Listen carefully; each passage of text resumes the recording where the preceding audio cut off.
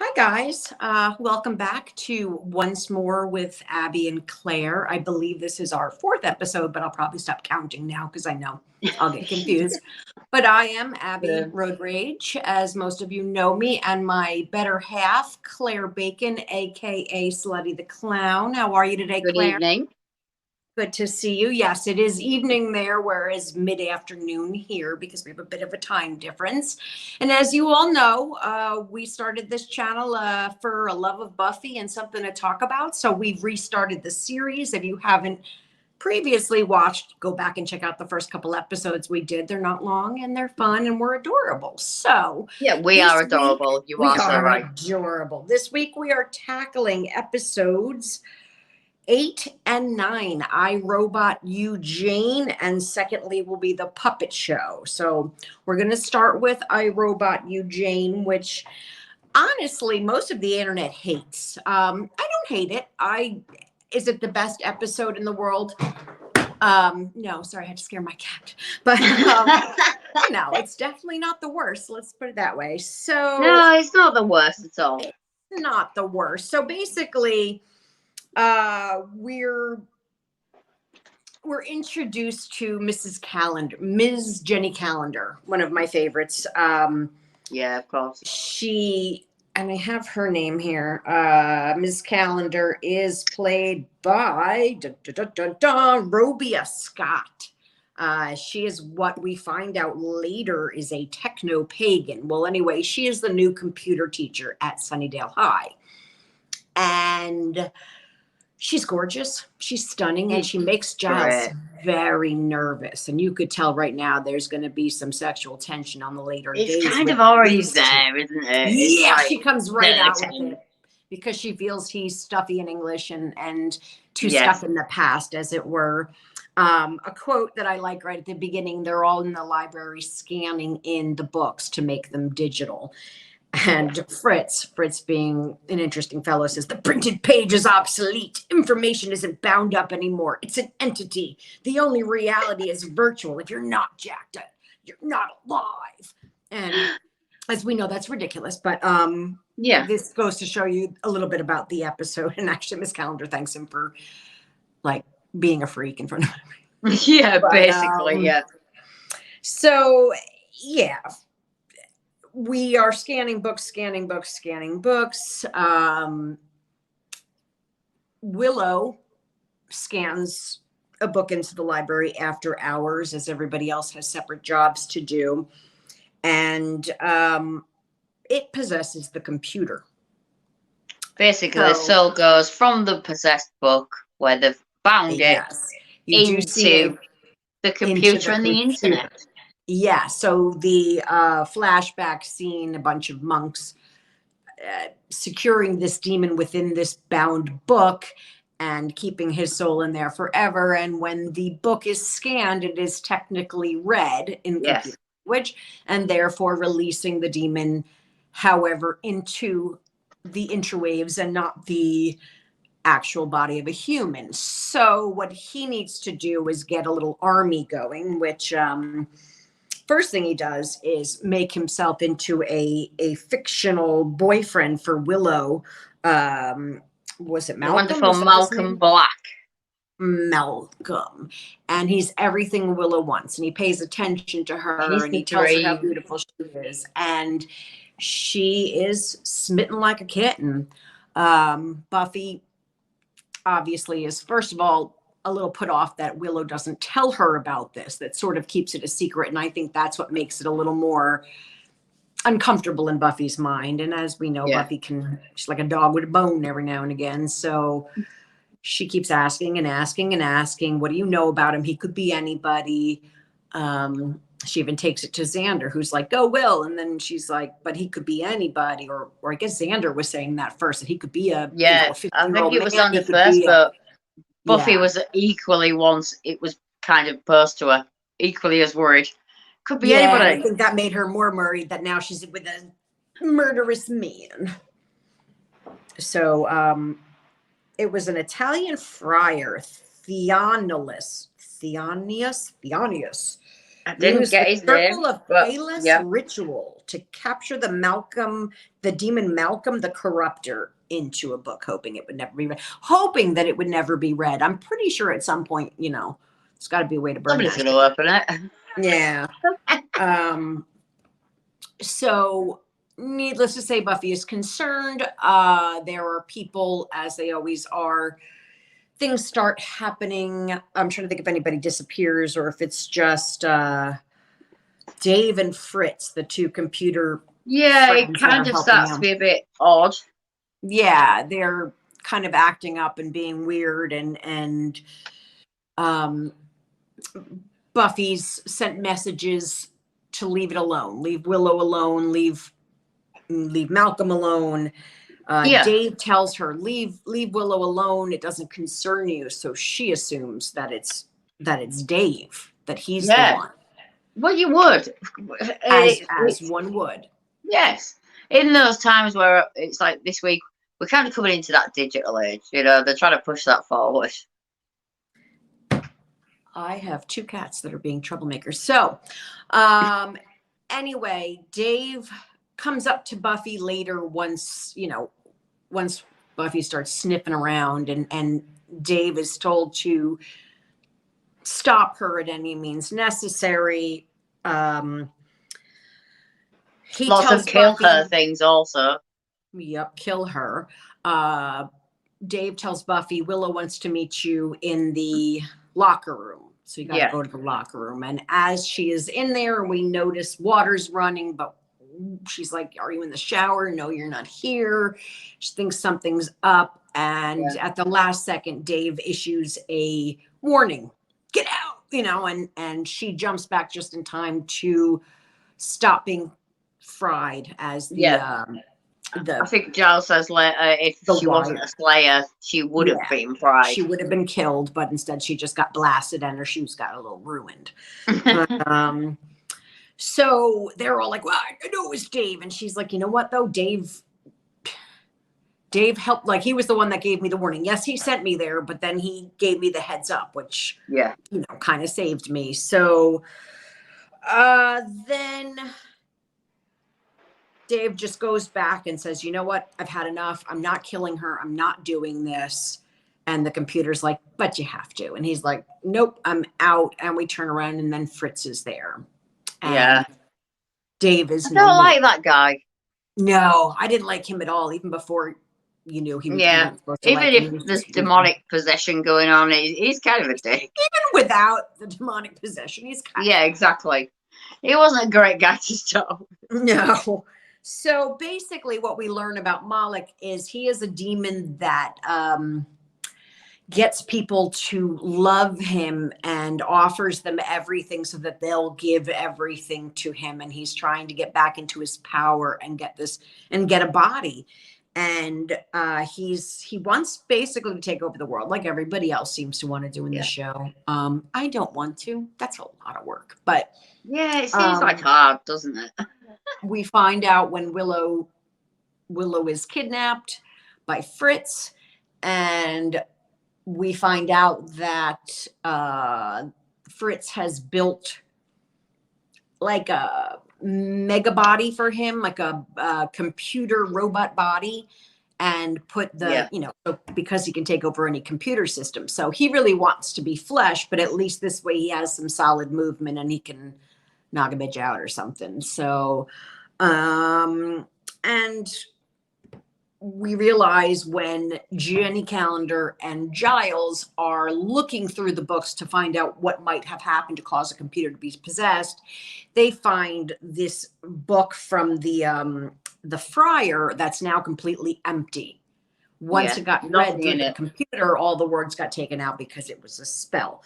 So once they determined it was not a diary of sort that had yet to be filled out, Giles has to come up with a way to get Miss Calendar's help because he is computer illiterate and she is pretty damn smart. So that's when we find out that she knows what's going on. She's ahead of the game. She is, again, something called a techno-pagan. So she practices witchcraft, but more than just books and pages. Now, Giles does give a whole thing about, what is it about computers that you don't like? And he said, the smell.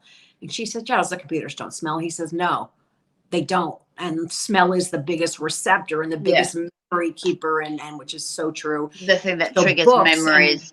What we love about books is the smells that you associate, musty and you know, it's just, you know, walking an old bookstore is the best thing in the whole world. Yeah, it's great. So the two of them come together, and Giles reads and she types, and you know, they manage to thwart Malcolm or Moloch at the end. Anything else you would like to add on this? I like I said, people don't love this episode. I don't hate it. It's not like a favorite. There was a couple of points that I had where it's like the Jelly Calendar thing with the techno pagan. Great term. I love that. Love it. We'll forever use it. It's ungatekeeping, which is really, really nice. But what I do find is, I think, obviously, without giving the game away to no spoilers, but we have spoilers. It's been out 30 years. 25 years. Yeah, it's been out a long time. But I feel that was possibly, looking back today, a bit of a lie, because we know that she's actually Roma blood. True. We learned. And I felt that today when I heard that. I was like, no, that's a great term. But then I feel like this moment she's not telling us the full story. And I've kind of not realised that before, I don't think. Right, because we didn't know what we were supposed to expect from her before, and we didn't know her outcome and how valuable and tragic her character would end up being. Stay tuned. No spoilers. Yeah, exactly. No spoilers. But, you know, she's technically possibly got more of roots in, say, mystical arts than. But I also don't know if she knew how powerful she was until she started looking farther. She is powerful innately. Yeah. And I think with the help of Giles and the gang, she explores other sides of her power. And maybe that's where it actually grows, as opposed to her just keeping it from them. She may not have even had a clear scope on what she could do. Well, we've had that as well with other characters that didn't realise their potential. Right. So later on, if we go that way. I think the only other thing was, I liked the metal version when it was encapsulated into the demon. It kind of looked like it was like Cyberman vibes. Yeah, exactly. It's what was I calling him? It had like a Cyberman demon kind of. Hang on, I wrote down exactly what I thought. Demon Cyberman vibes. You know, it's kind of that. Love me a good Cyberman, as we know, but that's a of course. But yeah, great episode. And I don't know why it's unloved. I like it. I think it's a great episode. It's not a favorite. You know, it's just, I think these next two, not that they're my least favorites by any means, they're just not ones that, they stand out for different reasons. I think this one stands out for the introduction of Jenny Calendar. And I think that's huge because she becomes an important character in what we go through. And it's a very character establishing episode for her. It kind of gives you who she is as such for what we know. Comes in swing, you know. You're like, oh, she's cool. I like her. You know, she's attractive. She's smart, but she's sassy. And we love sassy. Joe says hi. Hi, Joe from Perfect Third Podcast. Hi, Joe. We love you. Thank you. Perfect Third Podcast. Crash out last week. We love you very much. You guys are awesome.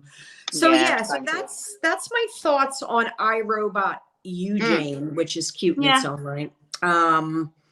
Sadly, Malcolm we don't think he's destroyed, right? He's just sort of vanquished for now, because I know he doesn't come back. I mean, the soul went into the robot as such, and then they kind of said that was destroyed.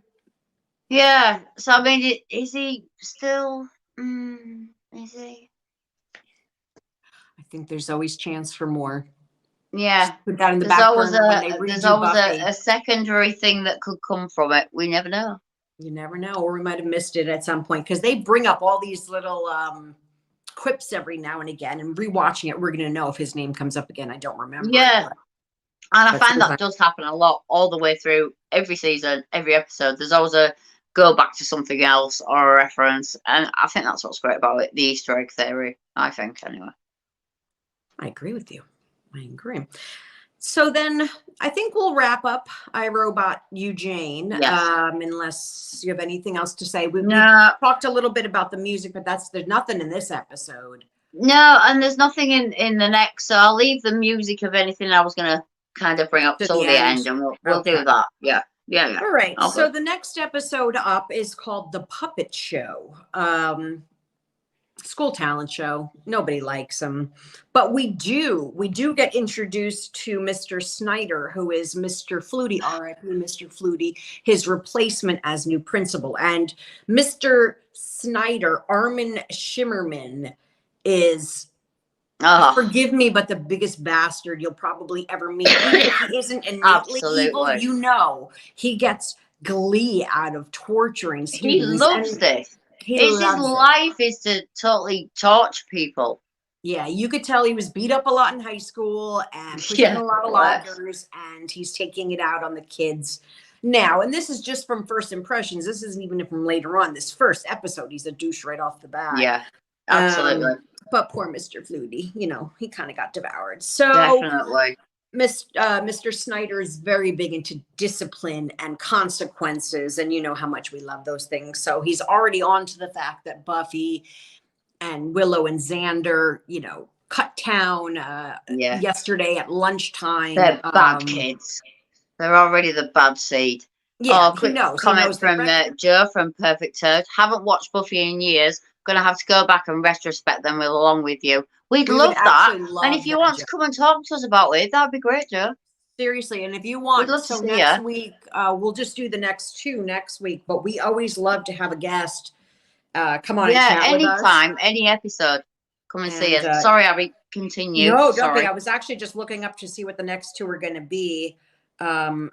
Nightmares and Out of Sight, Out of Mind, and then Prophecy Girl. So we're going to have to look. Prophecy Girl might have to get its own. Maybe we'll do the end of 12 and anyway. Yeah. Joe, we'd love to have you. That's all. That's all absolutely. So so Mr. Snyder, such a great actor, but so good at playing a douchebag. So so as we know, the school is on a hellmouth, and that does sometimes insist that Buffy leave school or something like that. But because of this, and because they need punishment, Mr. Snyder has insisted that they perform in the school talent show, which, as we know, is just death, worse than death. Giles has been talked into being the director, I guess. Is that what he is? Whatever, the guy in charge. I think the director or teacher in charge of production management. Yeah, I like it. It's great. But yeah, definitely it's not right. You know how much he loves frivolous talents on children, so he's having a great time. And Buffy, Xander, and Willow are desperate to get out of it. But at the same time, we find Emily, who is a dancer in the talent show, found with her heart cut out. And the one thing that they do say is that demons don't usually cut things with a knife. Like, it's, you know, a lot more ripping and growling. Claws. But so somebody has stolen her heart, and but there was a knife laying next to the body. They've determined it is the murder weapon. So they start kind of screening people, figuring somebody's got to be in the talent show, maybe wants to get rid of the competition or what have you. And we get introduced to Morgan and Sid. Now, a lot of my friends really don't care for ventriloquist dummies. I know there's some fear of dolls that move. As a matter of fact, my mother won't let me watch Chucky or anything like that in the room. I can understand that, but me personally, as we know, I love that stuff. I know, I do too. I have no problem with it. But awesome. Sid starts, we see that Morgan is terrible as a ventriloquist. His lips are moving, everybody can see it. Well, then Sid starts quipping with him, and they go, oh, he's really good. You can't even see his lips moving. And Sid with the one-liners, playing the horny. It's such a creepy voice as well that they used for the real Sid. It's very like what's the like avant vaudeville. Yeah, it's very old 30s, and he's pretty much a perv also. Oh yeah, pretty much a perv. He's hitting on everything and Yeah, anything. anything breathes. And we hear Cordelia's dulcet tones while Oh, it's singing. so beautiful. Oh, just as beautiful as her little black heart is. Yeah, Yeah. matches. So she's not. What was she singing? Greatest love of all? I forget. I think it is. I'm pretty sure it is. But It's yeah, she's not terrible. good, which is good because she's gorgeous and she's an asshole. Yeah. But I'm glad she can't sing because if she could And plays the sing, character amazing. You know? plays the character amazing. Because You hate when her, and that's what you later on, want at this you know, point. you start to like her, and then you're like, oh, well, she just got better. But no, she's an amazing actress. She's fantastic. Does your job. So we have Emily down. They start suspecting Morgan Shea because he's a weirdo with a ventriloquist, and he never lets go of the doll, and he starts getting in trouble in school. As a matter of fact, the teacher takes the doll away from him and says, you can get it back after class. And Buffy then sneaks off to, now that he is separated from Sid, to go sneak off and try to find Sid. And this is before that, Xander steals. She goes to the office and she tries to take Sid, and Sid's gone. So Xander has taken Sid to the library, and he thinks he's hysterical. There's a great reference from Xander at the point with the red room thing when he sat with the puppet around the table. And he's like, it's just an inanimate object. And he's got the puppet and he's like, red room, red room. And it's so good. And it's really made me laugh. It was really good. And this is so, it's Buffy, so it's not going to be a simple ventriloquist dummy. No. So basically, Sid gets. Does he give? Now I forget, but I guess Sid gets back to the kid. He's given back, and then the next day, Buffy goes. I think they find the kid dead. Yes, but after first appears and he gets into a fight with Buffy. She breaks in his locker, and Snyder catches her. And says, oh, I have to pick this up for my friend, and then finds that Sid is not in the case. They close. Oh, he must have gotten it already and forgot to tell me. And then you see Sid and Morgan in the corner, like, whispering, and we're going to take care of this, and blah, blah, blah. Yeah. And then needless to say, and I don't remember if that happened before or after the other thing, but then Morgan turns up kind of deed. He has had his brain removed. And they now start researching demons that need the heart and the brain or organs of people, and come up with one of 7 different demons. And I'm not sure if it's one of 7 or like if there's just a group of them, but I remember them saying the one of 7 demons. I think it's some kind of the ritual or the book. It could have been one of 7. Yes, who take possession of human bodies, and they need these things. So anyway, they suspect Morgan. When Morgan turns up dead, well, now they're really confused. So they start researching more, and they come up with the fact through Morgan's medical records that were very easily hacked by, high schoolers, that Morgan had a form of brain cancer. His brain was not healthy. Of course. So Xander and Buffy are very concerned for Willow. They don't have the doll anymore. Willow is super brain girl, so they think obviously she's going to be the next. Kind of just before that, Buffy goes to find Sid, and it turns out that he's an actual hunter for. Right. They have it out, and Sid can hold his own against the Slayer. Yeah, I mean, it turns out he's actually a hunter, a demon hunter himself, and was cast into the puppet. The way to break the spell is to take down the demon. The what's his name? We don't actually. The demon doesn't have a name.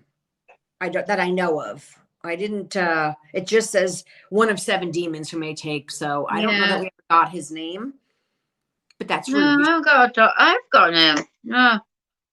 I do love that Giles's way, or they come up with this plan when talking with Sid. You're right, because this all happened before they found Malcolm, and they think he must be the one. Malcolm, not Malcolm. Morgan. Too many M's in these 2 episodes. Yeah, lots of M's. So, again, Sid and Buffy now realize they're on the same side and that they are looking for this demon, whatever he shall be named. And they recommend to Giles, before they thought, Morgan, let's see who's missing from the circle. So call what they call a power circle, which is like the rah pep moment before you go out on stage for the first show. It happens on set as well. People kind of get like, circle. Let's do Pump this. And then this way he can tell who's not there. A pump up. And at the same time, one of the kids, I guess that's how we could know his name, the magician, the kid that wants to be the magician. I'll find out his name. What was Mark. Mark's the kid's name. The magician kid. So he's like, hey, Giles, I need you to help me out with this big trick I got going on here. So he straps him to a guillotine and then puts the head here. And he's like, don't you? Yeah. It's supposed to go on my neck. And he's like, no, this way we get the brain just pops right out into the pan. And it's that's what you do. And he's like, what's the trick? And he's like, there's no trick. So now Giles realized he's strapped in here. He's apt. And this kid, Max, is just chopping the string, which honestly, you have an axe that should have gone through in one shot. But anyway, he's chopping the string to make the guillotine fall. Yeah. Buffy to the rescue. And Xander grabs the rope. And then Willow helps Giles chop out the lock because they can't find the key. Because obviously the Max got it at this point. Young magician guy who lost his rabbit at one point, which is kind of adorable. So bumbling magician is actually the demon in disguise. When Buffy kicks him once really hard or punches him, comes up and the side of his face is ripped off the human skin, and she goes, ew. Like, a very Buffy moment of ew. Takes down the baddie bad. That's when we come to realize that, again, Morgan had the brain cancer. They were going for Giles with his enormous frontal squishy lobes. With his big brain.